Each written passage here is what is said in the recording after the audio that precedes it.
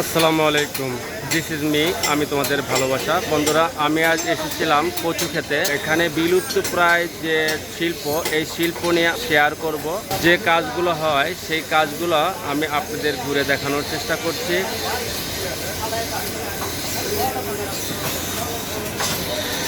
আপনারা দেখেন এখানে নিত্য প্রয়োজনীয় যে জিনিসপত্র আছে, লোহা দিয়ে তৈরি করা হয়, সেই লোহা শিল্প সত্যিই বিলুপ্তির পথে।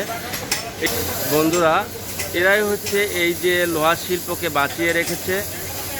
আমি দেখাই একটু, সব ধরনের আইটেম এখানে আছে।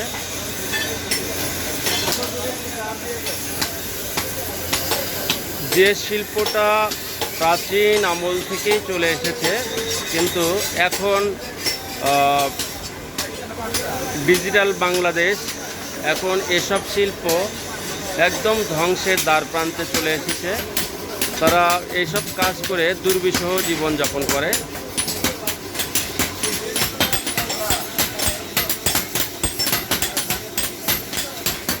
এখানেই যে লোহাগুলো আছে, লোহার খণ্ড, সেই খণ্ডগুলোকে গরম করে গলিয়ে সুন্দর আকৃতি দেয়, যেটা হচ্ছে দা, তারপরে হাতুড়, বাটাল, নিত্য প্রয়োজনীয় যে জিনিসগুলো সেগুলো এখানে পাওয়া যাবে।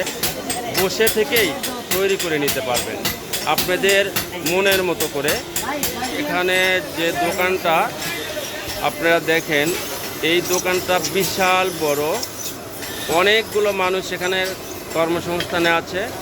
দায় তৈরি হয়েছে সেগুলো এখানে সুন্দর চেহারার রূপ দিচ্ছে, যেগুলো ঝকঝক করবে। কালো থাকলে তো আপনারা এগুলো পছন্দ করবেন না। এটাকে সুন্দর রূপ দেওয়ার জন্যই যেটা দিয়ে ডলছে, বাংলায় বলে রেয়াত আর ইংলিশে বলে ফাইন। এটা কি আপনারা ঘষে পরিষ্কার করতে চান? নতুন মাল ঢালাচ্ছি, পুরাতন মাল ঢালাচ্ছি, লবণ পানি দিতেছি। আপনাদের দোকানটা একটু দেখানোর চেষ্টা করি। এই যে লোহার খণ্ড পুড়িয়ে লাল করে দেখেন কিভাবে আকৃতি দেয়, না দেখলে বুঝতে পারবেন না। নামটা বলে দেই, পাবনা পরিতোষ বাটাল ঘর। এখানে গরুর হাট বসে। এই গরুর হাটের পাশেই লোহা শিল্পের কারখানা। তো দেখেন এই যে লোহাটার যে খণ্ড ছিল, সেই খণ্ডটায় এখানে একটা দায়ের রূপ দিছে। সত্যি অসাধারণ একটা শিল্প। সামনে কোরবানি, এই জন্য এইগুলোর বেশি চাহিদা।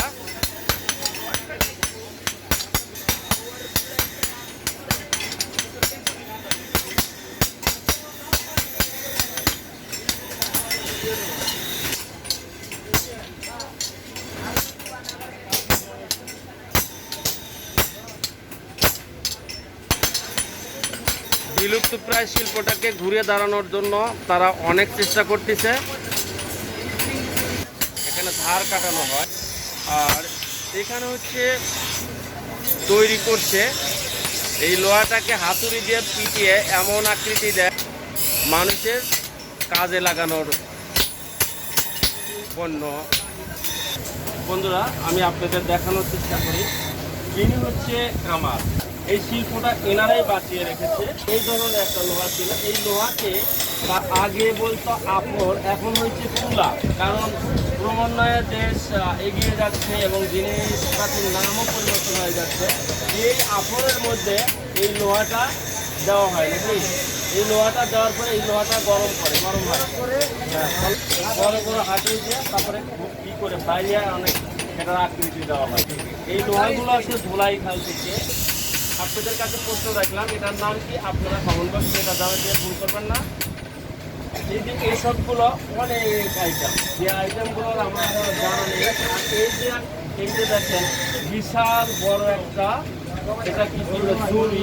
গরু জবাই করার জন্য এই বড় ছুরিটা দরকার। এটাকে বলে চাপাতি।